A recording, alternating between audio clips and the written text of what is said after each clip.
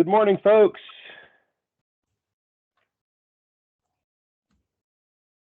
Good morning, good morning. Please come on in. Happy Friday, everybody. Morning. I hope everybody's having a wonderful day. It's been a busy week, but a solid week. Really, really glad to report today on some of the current updates and where we are with MAPS. And I know we're all looking forward to seeing how things are progressing with our partnership with Charles Lee Center. So without further ado, I know that we're on a tight agenda again as well.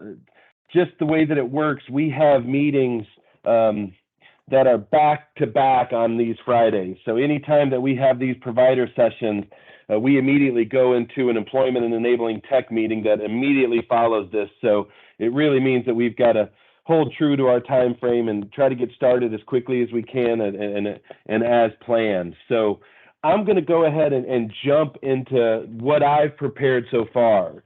The design of today's meet will include a couple of things. One is I've got about 15 minutes of updates that I'd like to provide where we are with MAPS in certain parts of the project. And then we've reserved the rest of the time for the Charles Lee Center to present on how things are progressing with their developed processes. And I know Sandra has been working tirelessly to try to get all of her ducks in a row to present those processes today. We'll keep an eye out for her.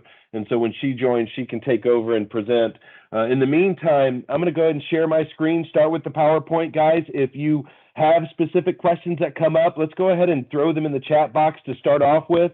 If and when we get to the point, I don't see Sandra yet. If we get to the point where we've got some time remaining, we can open it up to verbal questions, but go ahead and throw them directly into the actual chat box to start off with. Let me share my screen right here, and we'll actually get started.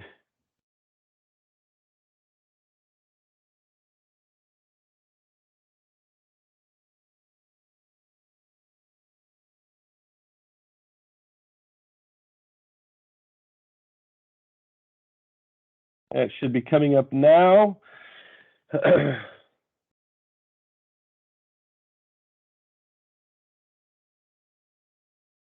So this is the agenda for today. I want to spend about 15 minutes or so talking about the launch plan, the meets, how we're progressing with the continued enrollment processes.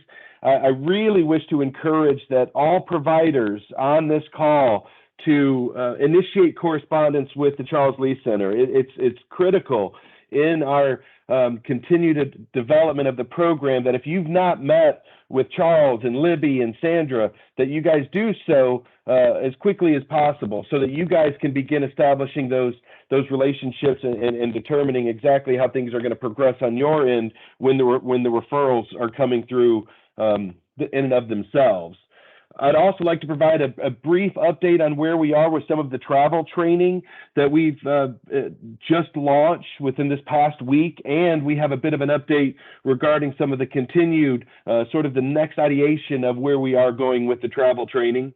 I'd also like to spend just a few minutes talking about the VCRM training. That next cohort number 2 is scheduled, and I want to make sure that as you guys take away from this meeting itself, that you'll be able to see exactly when those dates are scheduled. And this is directly applicable to those providers in Middle and or progressing as we get ready for launch in East Tennessee after the first of the year.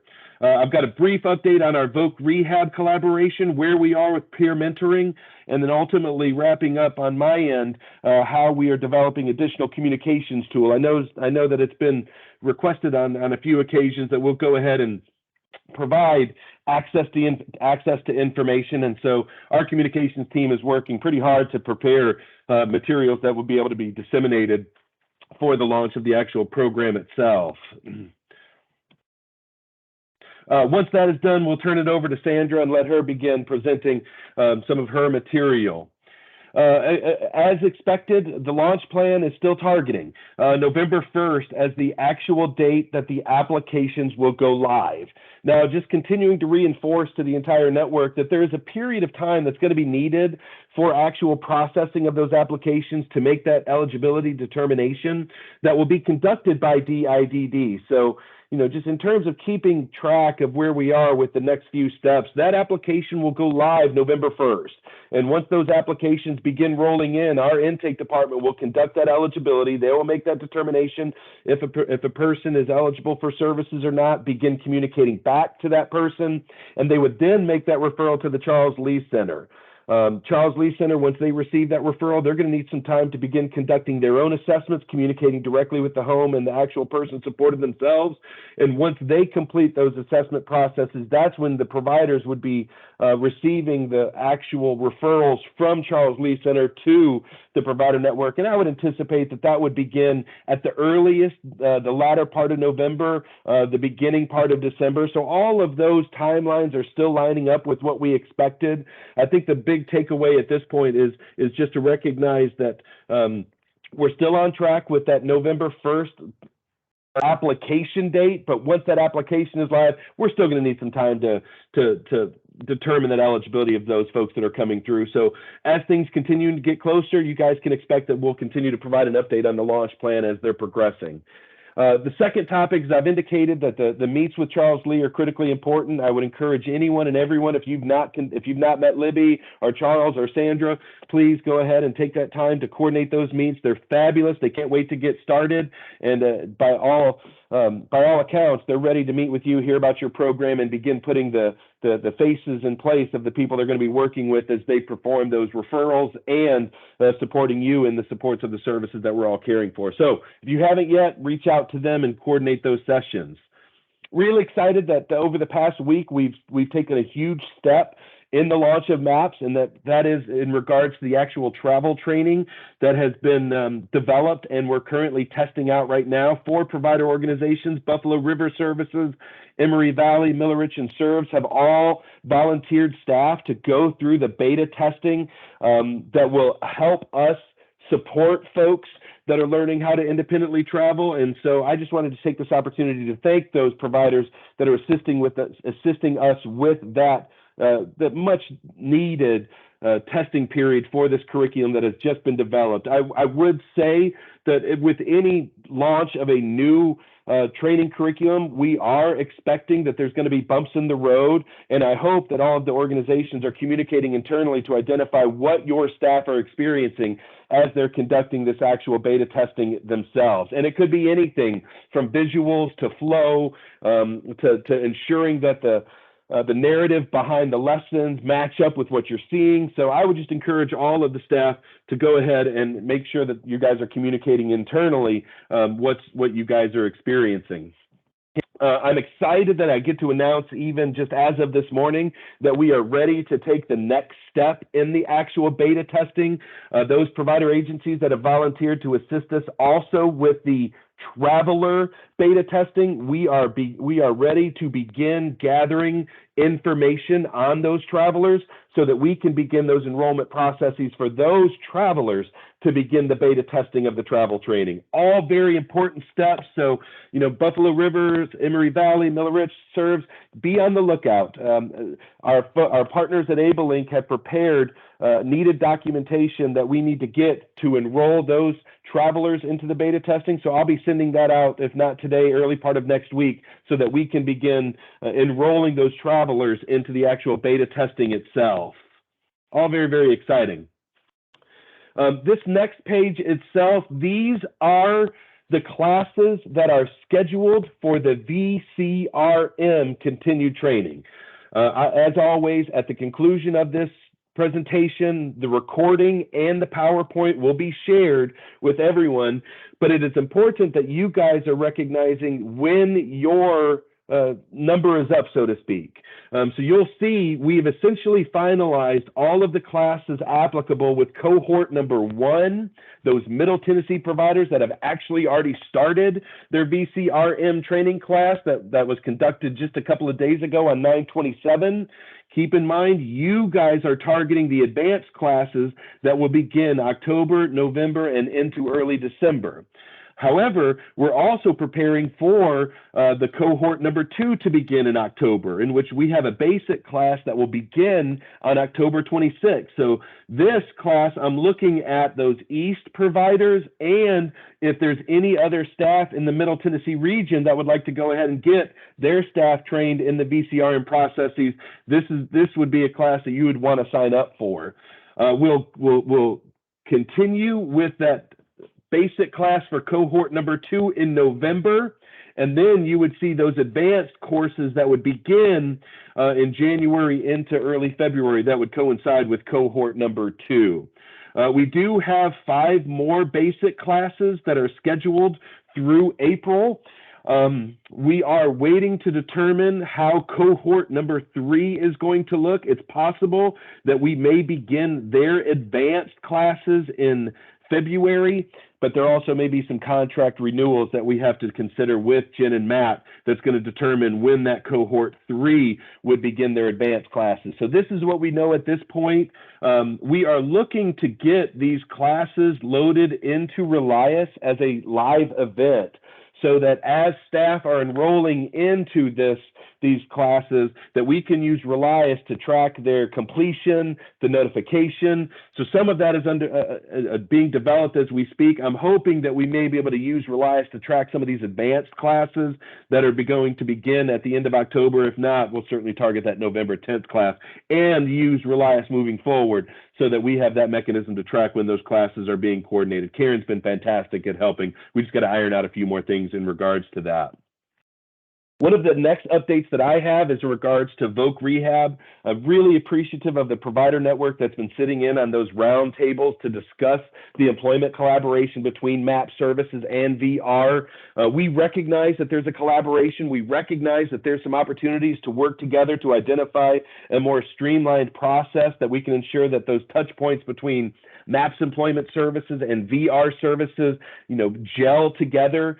And I'm proud to report that the first step in some of that collaboration has recently been completed by Jordan and some of the VR leadership that does recognize we're going to progress with identifying how we can update a memorandum of understanding of how our processes are going to look together. Our memorandum needed updating anyways, so we're going to take this opportunity to build into that memorandum exactly how some of those processes are going to look. And so I've put in this PowerPoint some of the things that we're thinking about right now. Obviously, we want to streamline who the people are that we're working with, and we've identified that it's likely that we'll start with the pre-ETS supervisors, that they essentially serve as our gatekeepers. This is all subject to change as we get into it and we start feeling how the process works between VR and the MAPS providers, but this is essentially where we're starting the conversations. We want to build into that memorandum that we're going to conduct weekly meetings between DIDD, VR, Sandra and her team, so that we can see and report back to what we've identified to see if the processes are making sense and continuing to provide that seamless flow for the actual person supported themselves. And then we're also building in some opportunities for us to gain consent so that we can have the opportunity to report and communicate to VR directly, which may help expedite some of their processes that they have on their end. So that'll be forthcoming as well. Those conversations with our leadership just conducted this week. Really glad that they're occurring, but now that they are, we get to go back and do some of the work and begin preparing some of that MOU to see how some of those processes are going to look. The next steps that we've indicated, I want to spend just a minute or two on peer mentoring. It feels like we've taken one step forward with peer mentoring and 2 steps back every time we get to discuss it. And I think we finally reached a stage where we've developed a plan that we feel confident with. In our intent to identify a peer mentoring organization that was going to deliver a service as we intend, we've identified some national studies that have been conducted verifying that there are some inadequacies in the current delivery of peer mentoring services, essentially surrounding how those peer mentors are actually trained and prepared to deliver formidable peer mentoring services.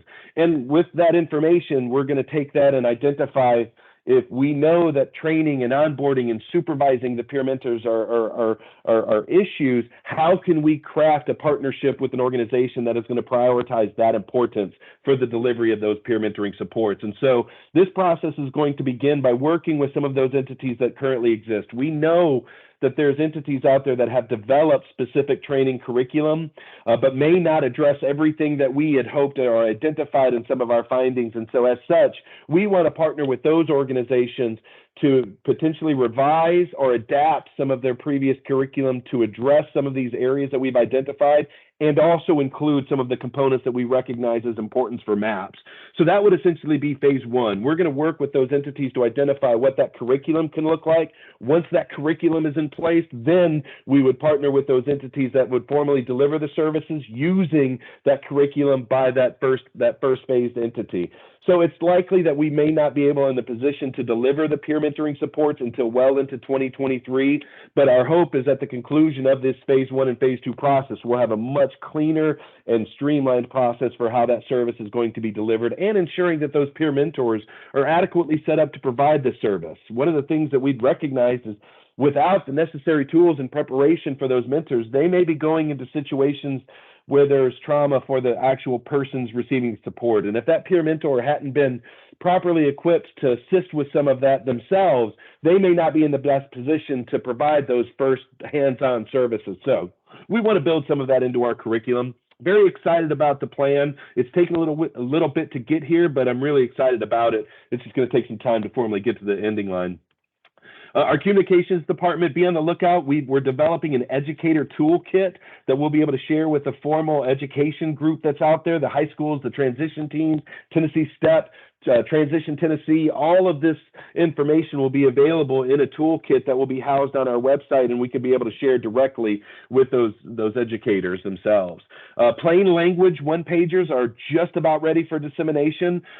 We had a session with the Metro Nashville Public School yesterday indicating they need some materials, and we're hoping that the completion of these materials will help them in their delivery of the information themselves. We'll have business cards that will also be able to be passed on to parents that can easily access information, and we're working on a VCR video that actually shows the implementation of the virtual community resource map in action. Will be very cool. Definitely going to need some time to see that thing through to fruition. And lastly, the website's updated. If you haven't been, go. I mean, there's a lot of resources, a lot of tools, a lot of service definitions, necessary information for you guys at this point. I'd encourage you guys to all look through that and just recognize that as all of this information has continued to be developed, that's where we're going to share that information. So as always, as I'm sharing the actions to be completed, this is what we're identifying at this point. Expect that I'm going to have a documentation resource to be able to share for you guys at our next provider information session. Just some general guidelines on what documentation is going to look like within the MAP service, trying to keep it as simple as process, but put some uniformity into what it looks like to actually track a milestone achievement and how some of those specifics will look. Maybe not for exact forms, but in terms of guidance of what we're going to use, I anticipate that being prepared for our session in October. VR and employment collaboration will continue. I talked about the peer mentoring. CLA certainly has, the Charles Lee Center, they have their processes that they're ready to begin describing today. And then we're working with Salita Morris, who's been tremendous in helping us progress some of these needed resources guides. And we've developed those processed flows that will be turned into formal narratives. So those are all actions that are still on my mind. I'm going to go ahead and stop sharing for a minute, pull up the PowerPoint presentation, turn it over to Sandra so that she can go ahead and welcome you guys, talk a little bit about herself and what she's going to be presenting. And Sandra, if you'll give me just a minute, I'll pull up your PowerPoint and get ready, okay? I appreciate you, Jay. And I have to start off with, it is definitely Friday. And a huge thanks to Jay for just being so supportive and flexible with me as I'm getting, things aligned and just working closely with him. So a start of an amazing partnership and just looking forward to continuing our processes together. Many of you may know or we have met, but again, my name is Sandra Mooney, and I'm just so glad that Jason has given us this platform where we can somehow formally introduce Charles Lee Center to you guys. This is the beginning of many great conversations we're going to have as we iron out our protocols and our processes. And so I just felt like it was very necessary. Jay and I agree it's necessary at this point to start off with just an introduction of who we are, introduce, Charles Lee Center, Tennessee, as well as, just really set our focus on one of our protocols that's ironed out at this point, okay? And that protocol that we're going to talk about today is the person-centered, the person support transition protocol. And basically, it is a person-centered services delivered through ease, delivered and received with ease. So it's making sure that once we, guys, please forgive me. It's definitely Friday. My computer literally just got rebooted. I'm trying to get my thoughts together. It is a crazy day. So I'm going to slow down to make sure I put the content where it needs to be. So I'm just going to thank you guys for your patience with me. Okay. Again, the protocol that we're going to specifically focus on today is our referral protocol and how we're going to get through the initial stage when we determine eligibility, when eligibility is determined. So the whole purpose is, again, is person-centered services delivered and received with ease. All right, Jay, I'm ready, dear heart. A lot of transitions in here, so thank you again, Jay, for volunteering to facilitate. A little bit more about myself. I am the State Director of Tennessee. I have my bachelor's in Human Service Management and years and tons of experience leading programs, developing programs, and implementing curriculums when nothing was ever even it was in place. So it was an absolute pleasure to start with Charles Lee May of this year. When I heard about this unique opportunity to be able to craft out a program to meet the needs of our target audience here in Tennessee. So super excited about it, and just definitely want to always, when I have an opportunity to put my contact information and share it with this network, I'm going to do it because I do not want our team to be a stranger to you guys in this process. Okay, and I have a little quote that I always like to use too, because that's what I build any program, any service. That is my mind state. That is Sandra's philosophy. My grounding principles on how I work is leaders don't create followers, they create more leaders. So that is, look to be accomplished throughout this program and throughout our work with each other. Okay. All right, so we're going to unbox a few things in this agenda, but I definitely want to give you guys a forecast of what we're going to be talking about. And one of the, we're just going to go down the list here, but we're going to unbox the network. Jay is phenomenal. He truly keeps me pumped every time I hear him talk about maps, but I would not do this group any service to not even give a rendition or reiteration of some of the key components of maps. So we're going to talk a little bit more about that. And I'm going to always use opportunities to glue and solidify what we're doing as a team. Imperative that I share more information about Charles Lee Center as a whole, plan our mission and philosophy, give some background on who we are. Also, the main meat potato of what we're doing today, we're going to discuss the person-supported transition protocol, one of the major processes that we're going to undertake as a team when we launch the program. Segue into milestone tracking process, just to give talking points on what is being developed there. We will not, it's such a heavy lift to do both at one time, and we're still ironing out and developing job aids and tools for the milestone payment tracking. So just to let you know what's to come about and what's going to be next steps with milestone payment tracking. And then we're going to meet our team, and then some key points and what's next. Just a little agenda to keep me on task more so than anything, y'all. It's for me. All right, as we know, MAPS is here to set people with intellectual and developmental disabilities on a path to learn skills to help them work, live independently, learn about their neighborhoods, find hobbies and interest them. Always have to put that plug in there. It's so important. As Jay already said, the update, I'm glued to the website because there's so many great updates to help pull to build what we're doing on our end. So just encourage you to continue to stay locked in and glued in on the website.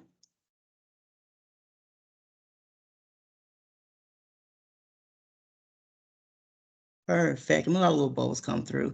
And again, primary focus is for those proactive interventions. Really want to set that tone and stage for how can we, implement services to prevent long-term transitional services. This is a short-term transitional program, so we want to really be proactive in our efforts. Another part about MAPS is road guidelines for providers, and that's a heavy lift that Charles Lee Center has, and very excited to create protocols and processes that are not intended to be strenuous, intended to be a heavy lift, but really centered around engagement, collaborative, working with each other, as well as keeping our person-centered focus as the guide. And of course, technology. We always want to make sure we look at those opportunities to embrace, engage, create awareness, and incorporate technology within the MAPS program and what we're carrying out in our work. All right, Jay. Now we're going to unbox the network a little more and talk about how it looks. And this is just a visual that I'm just gonna, it helps me stay on track here on who does what and when. So I definitely just want to go over just some descriptions here so we can always stay aligned on who's responsible for what in the network, and we really see how our lanes overlap and how we are all moving along the same track. So the state, of course, will be responsible for determining eligibility, process billing, and for the actual milestone payments. Okay. Charles Lee Center, we're right here servicing primarily as a liaison. We're going to be implementing MAPS protocols, and we're going to go over one today. We're responsible for coordinating services, and I'm not going to speed bump over coordinating services, but I truly mean coordinating services that are effective, that are person-centered, that are collaborative.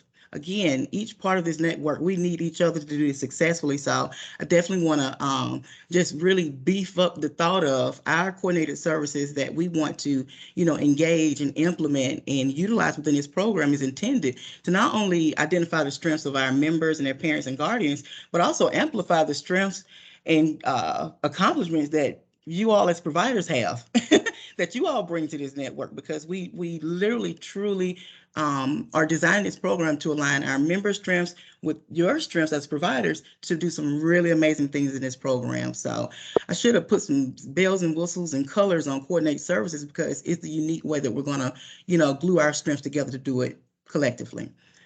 All right. And then another responsibility, thank you, Jay, for that last train component, but I'm going to say one more thing for Charles Lee. It's primarily for milestone tracking and approval. We will be providing the approval statements, the documentation for you so that you can move forward and get your billing process. All right. So providers and vendors, your responsibility is for the billing aspect of the MAPS program when milestones are achieved. And there's going to be more information, more steps on how to carry that out. Again, just want to give an overview of what that would look like. And so you know your key role to this. It will be for billing. And what's huge for this as well is to partner with our innovation coordinator team, as well as the persons we're supporting. So that is throughout the duration of this program, and I will use every opportunity to say, that's what we're doing in the whole scheme of things. And also, you are the providers of the person-centered services, okay? I know seems one-on-one, but again, I'm using this PowerPoint for myself as well as just keep reiterating and keep gluing. Yes, I understand what we're doing here. So, and I didn't encourage the use of the chat box, but please, please, please, post or ask questions, and we're going to have time for that as well. But don't let me speed past anything where you're needing to get more clarity on. All right. Charles Lee Center as a whole, our mission, what we stand on with Charles Lee, we are to be the organization committed to supporting individuals with disabilities so that they may be a part of the communities where they live, work, and play. Really short, straight to the point, but so impactful once that seed is planted, because I know we're all in this network and we're all in this work centered around the same goals, but this mission is truly, it really helps ground myself, our team, in every aspect of the work that we're doing and what we're building out here in Tennessee. So super excited. I know you guys have a hem in the cloth of this same mission. So it's going to be great connecting our goals and missions together.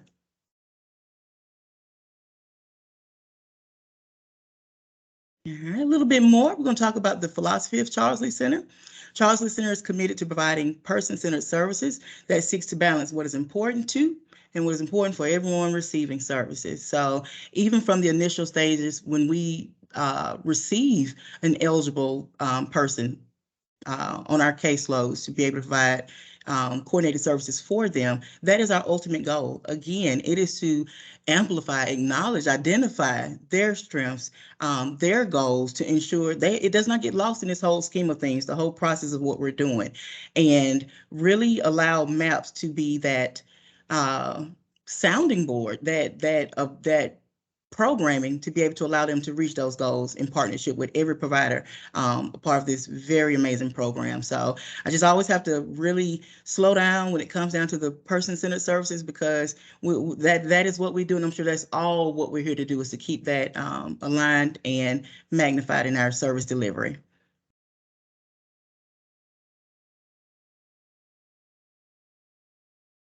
All right.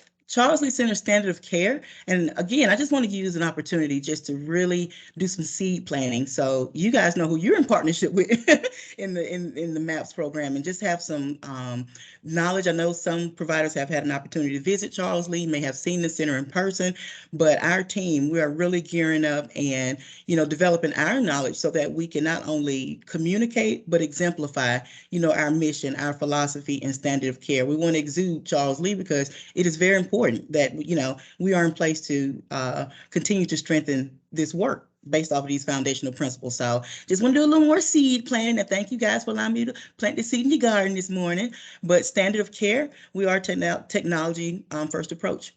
Absolutely. Support autonomy, hands down, and we promote living independently. Those are things that we truly, truly stand behind as an organization.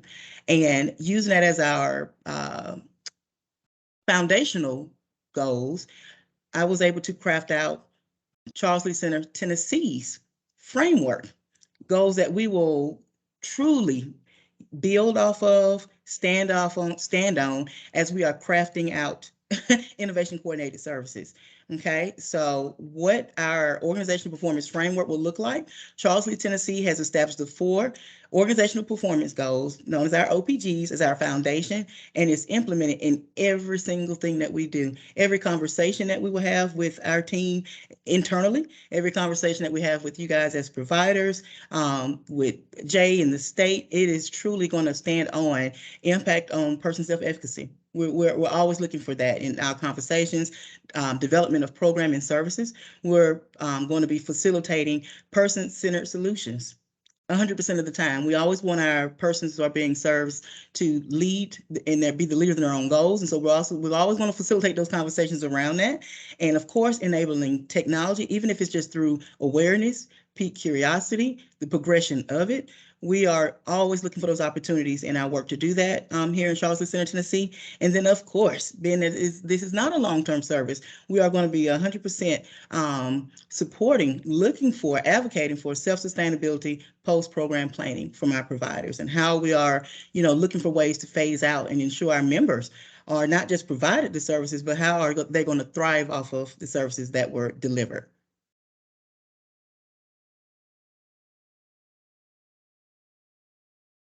I'm ready, Jay. You're so patient with me. Thank you, Jay.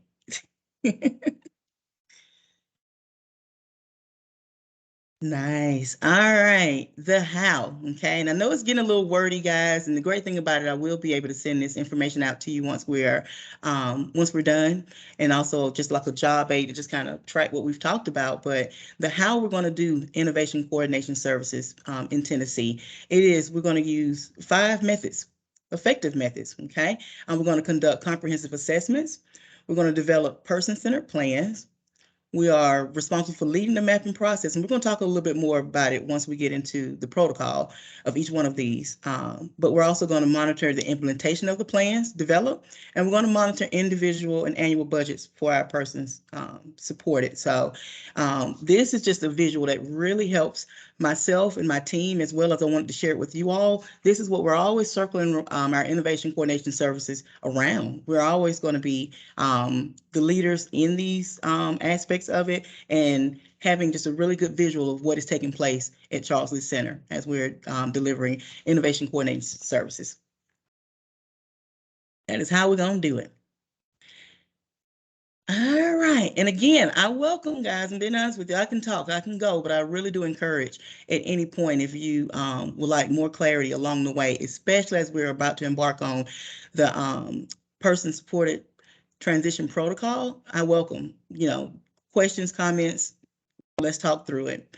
So this is what we're going to consider. It's a 4-phase process, which equips innovation coordinators, which is you're going to see IC incorporated a lot because that's what our innovation coordinators and providers with the tools to confidently execute and track services that help persons skillfully navigate their communities.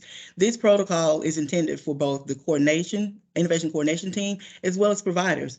We are developing tools to support the next 4 phases of what you see. And that is to develop that confidence in each phase to know what to do, how to do it, and when to do it, and who to contact. Okay, so it's truly 4 phases, but there are multiple steps in each phase. Okay, so the first would be comprehensive assessment. We're going to talk more each one. I'm going to give an overview, but we have the comprehensive assessment that we will start in the first phase. The second phase is referrals will be made to providers. The third phase is collaborative support planning that will take place. Okay, and then we have a monthly sustainability check-in. I'm sorry, guys, that takes place. Let's take a deeper dive into comprehensive assessment. Okay, and even though we're taking a deeper dive, this is still, we're swimming kind of on top of the water. And I'll share why as we get closer to the end. Okay, didn't want to use tons of time today with a top heavy load of information and, you know, having you to feel like, do I have to know each and every step, every time frame, every date behind this protocol today? Of course not. This is truly just to paint a clear overview of the protocol, and way more training and support will be scheduled out in October to be able to make sure that we're ready. Okay, so the first phase again is comprehensive assessment, and just a few talking points on what is accomplished. I feel like I pulled out the most priority high needs that will take place during this comprehensive assessment. All documentation is collected using a person-centered service plan, which we are calling our PCSP intake assessment, in-depth, thorough tool to truly get to know who our person supported is, preferred name, you know, their contact information, their guardians, their, you know, strengths, things that they're wanting to work on, all accomplishments. It is truly a great tool that we're going to use to map out the coordinated services. All right. Another thing that'll take place in this particular phase is innovation coordinators meet with the person being supported to identify and discuss person's goals and needs. That is, it's major that we pull out throughout this particular assessment. What goals is our person's supported wanting to accomplish in MAPS? And we're going to have that conversation. We're going to look at, you know, the interest. Why is the interest there? And really be able to glean from that information. All right. Another aspect of this particular phase is innovation coordinators will assess enabling technology needs, including a need for cell phone devices on the front end, because as we know, and I know Jay has mentioned it several times, that in partnership with T-Mobile, AbleLink, persons supported, who identify they need a cell phone. We want to do that initially in this particular phase to, you know, figure out if there is a cell phone need. We can go through the necessary steps to make sure one is dispatch is provided to them. That is not something we're looking to see happen down the road. It needs to happen initially. So we will be assessing for that, and also doing an enabling tech questionnaire to, you know, just really grab the awareness of what other enabling technology components our person supported is ready for, need, or again, just to create the awareness. That is something that we're going to do throughout the duration of this phase as well.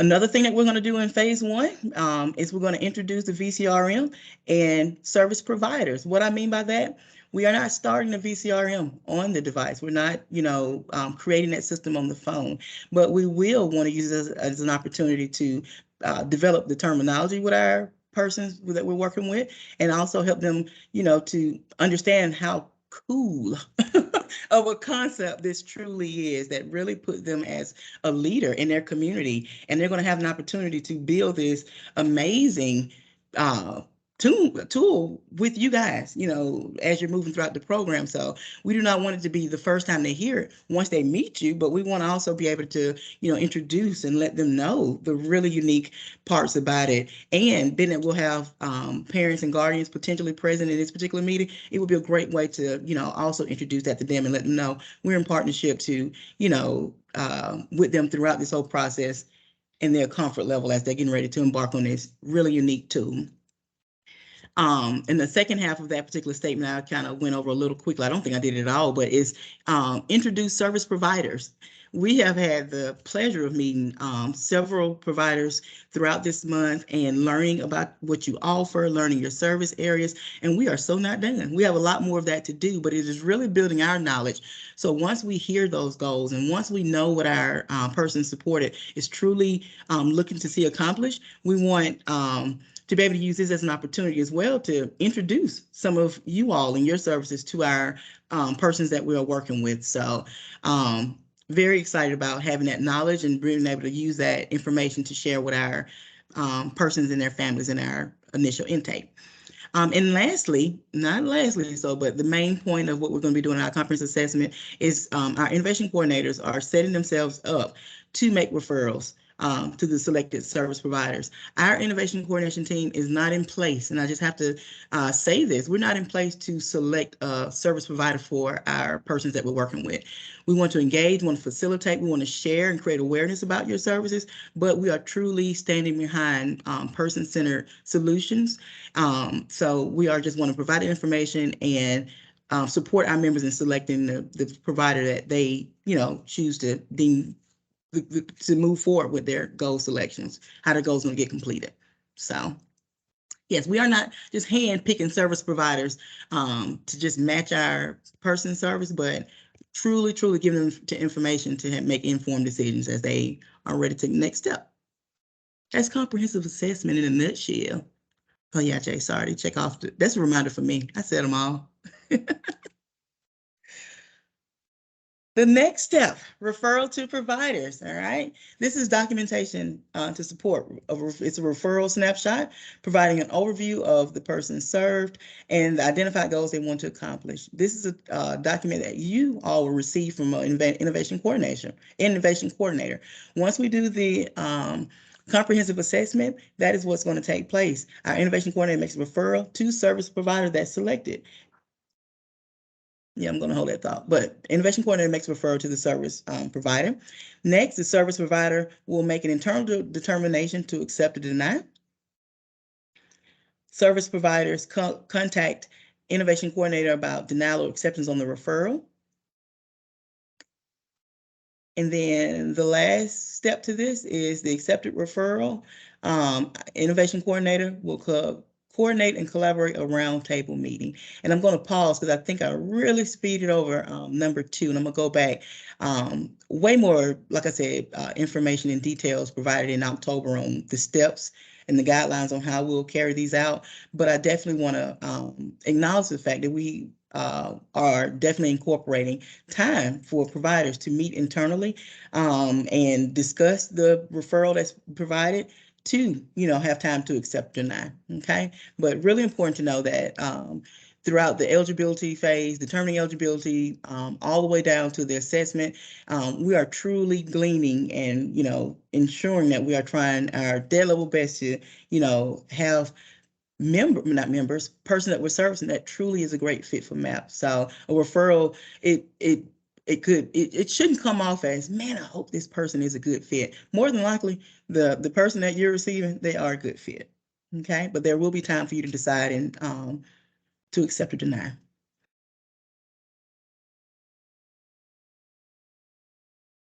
All right, the third phase to this protocol is the collaborative support planning. Super duper important.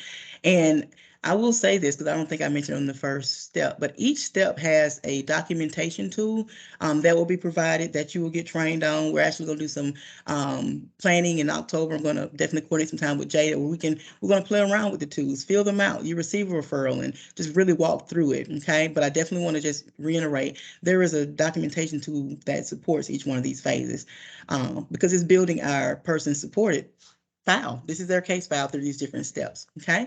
So innovation coordinator will coordinate and schedule meeting with person supported providers and vendors.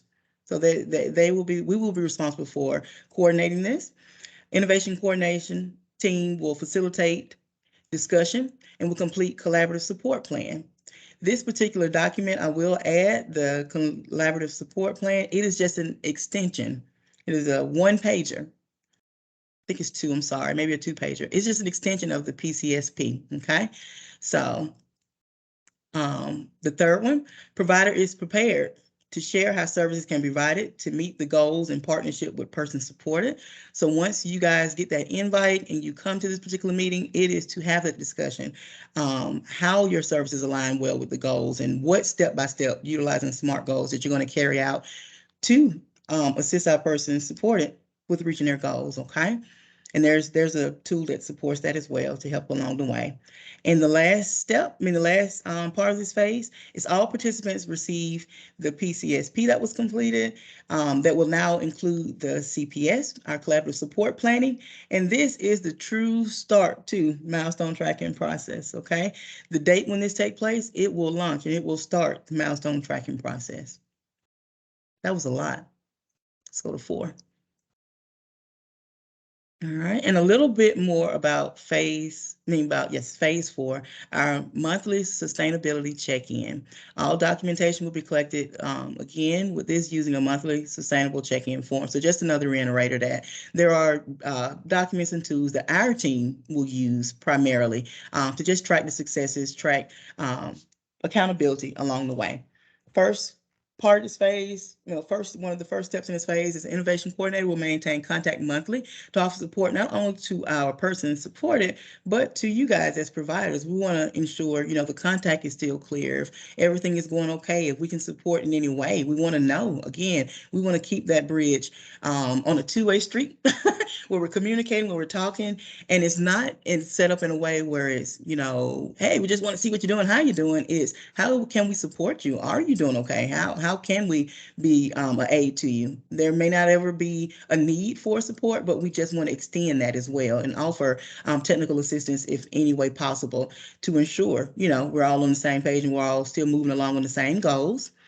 The next one is we're going to be monitoring progression of goals, enabling technology support, and the acronym is off. I'm sorry, guys. VCRM progression. Again, in every check-in, we're just really wanting to see and, amplify, be excited about enabling technology support that's offered. If it was identified initially, there was no need for support, we're going to engage again. We're going to ask. We want to just kind of check in to see, we have a need been developed 30 days in, 60 days in, just so we can always look at those ways to incorporate enabling technology in the goals for sustainability, okay? And of course, like I said, the VCRM progression, just to see if there's any kinks along the way, if we can support, if we can offer any, help in any way to ensure that that particular milestone is being accomplished and our members, our person supported, truly have is developing an understanding of how to use this tool as they're moving throughout their communities. And last but not least, monitoring progression of sustainability and phase out. Okay, so that is, again, one of the things that we're always looking for, and just having that conversation to see, okay, how are we progressing and what are things we can do to implement so that phase out can take place successfully. That was the 4 phases. All right, and just to go in a little bit about milestone payment tracking, again, just 3 points to put on your radar, because there will be a presentation developed the same way this one is to map out each step of it. And there will be opportunities for us to train on it the same way you will for the protocol, the transition protocol. So no worries, it's just a lot of words, but again, just to give you some takeaways for milestone payment tracking. The first thing, purpose is to create an accountability to support services provided. Okay. Maintain documentation of milestone payments. That is the purpose of this particular tracking. And then we will track annual budget and person supported throughout this particular process that's being developed. So just definitely, like I said, there's some great things being ironed out as we speak. So you will be able to get the presentation, the notes, and the tools to walk us through it. But just definitely want to plant that seed. Okay, how important it is. I'm sure you guys already know. You get to meet us. All right. So again, I have my contact information as the state director, my email address, Mr. Charles Fisher. He's one of our innovation coordinators based in Middle Tennessee, up northern in the Clarksville area. I can already foresee it. He's going to be doing a lot of coverage in the Northwest, and his email address is here. We also have Miss Elizabeth. I put Libby in the quotations because she does not want to go by Elizabeth. That is a preferred name.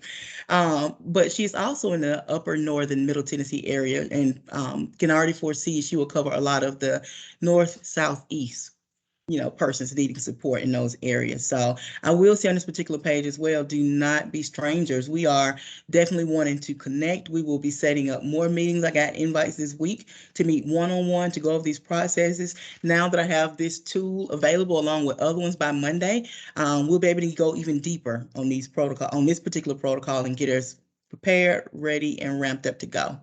Okay, so just some key points and takeaway. I'm trying to get on through so I can leave room for questions, guys. I hit the target already. Contact us. We are here. We do not want to be strangers. I welcome one-on-one meetings. Forgive me if I'm a little delayed in responding because I'm coordinating, I think about 3 meetings a day to 4 a day right now because we are doing a massive lift to get all of our tools in place, the visuals supported.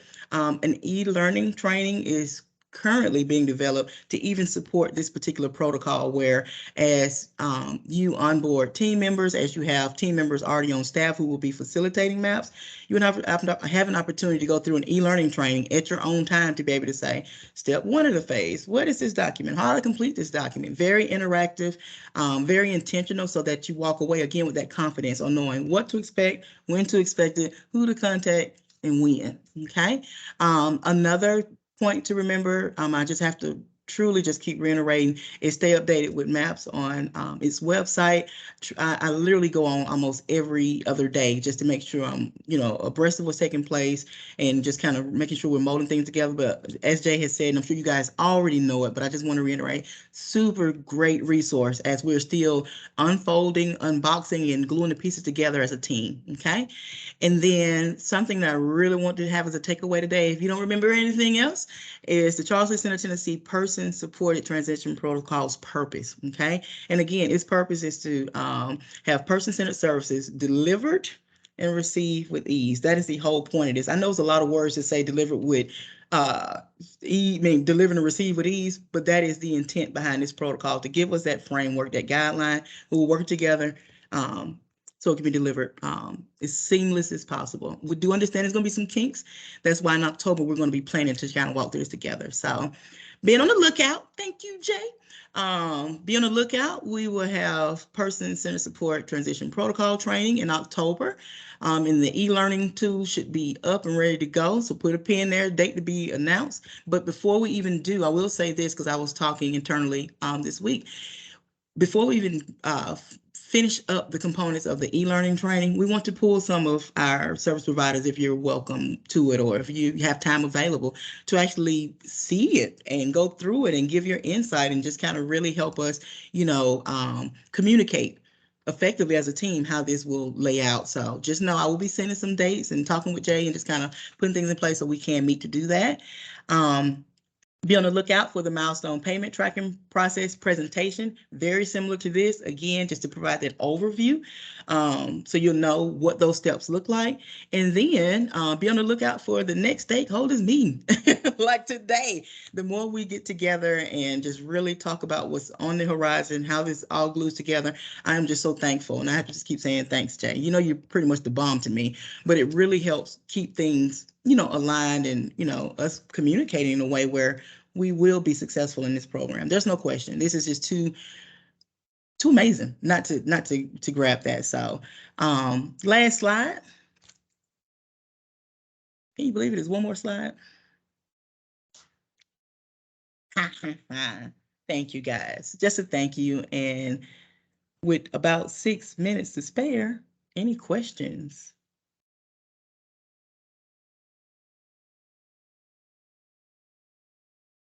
Well, I know I did not do that heck of a job.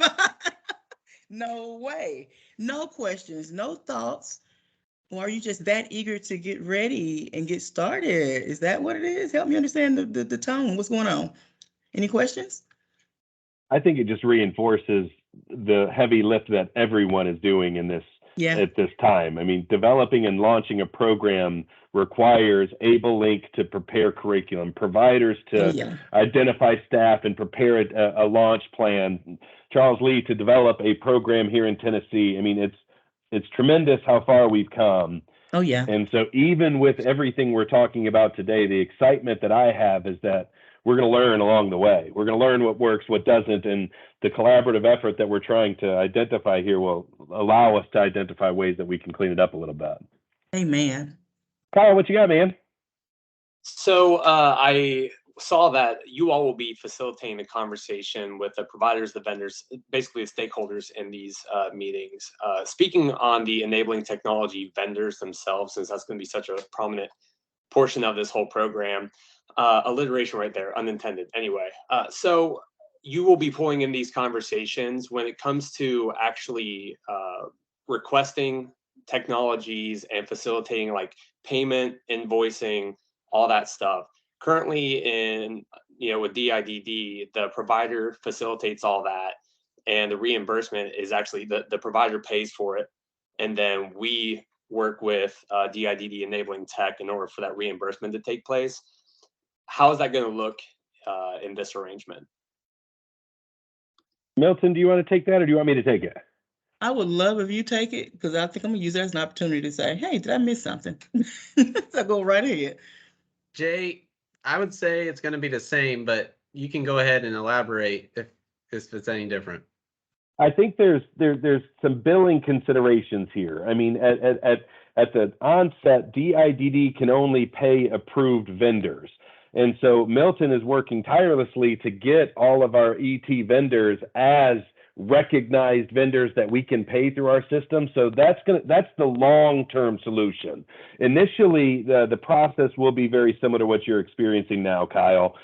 We know that the providers are already in our network, and we can provide reimbursement to you guys. So as enabling tech solutions are identified and put into place, it'll be the same process that you're used to now. But just recognize that we're also evaluating ways to make that a little bit more efficient for the providers. It's just going to take a little bit more time.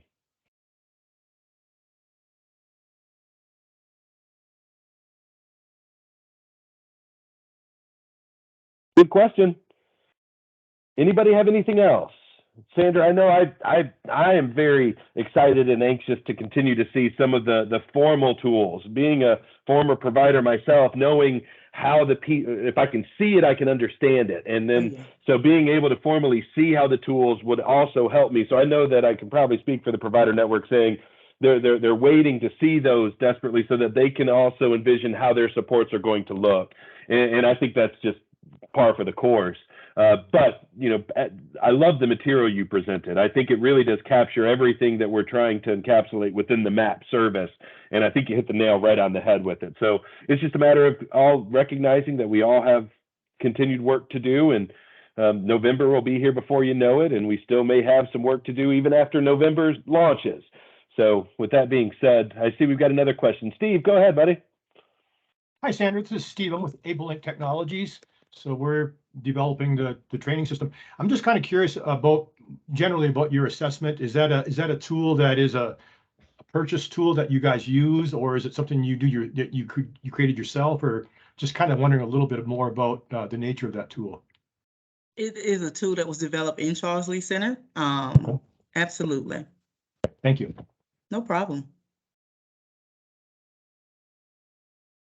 Well, as in traditional fashion, we've got a couple of minutes left, but I will go ahead and wrap up and say, our anticipation is to send the recording. Sandra, if you get me this PowerPoint, I will share this PowerPoint in addition to what I reviewed earlier, so that all of the members and everyone included here can have access to everything that we've discussed today. It'll probably be next week before we get this stuff to you guys, but without further ado, guys, I wish you guys a great rest of your Friday. Unless there's anything else, we've got 2 minutes. By all means, we can spend the 2 minutes talking, or we can get everyone back on their Friday.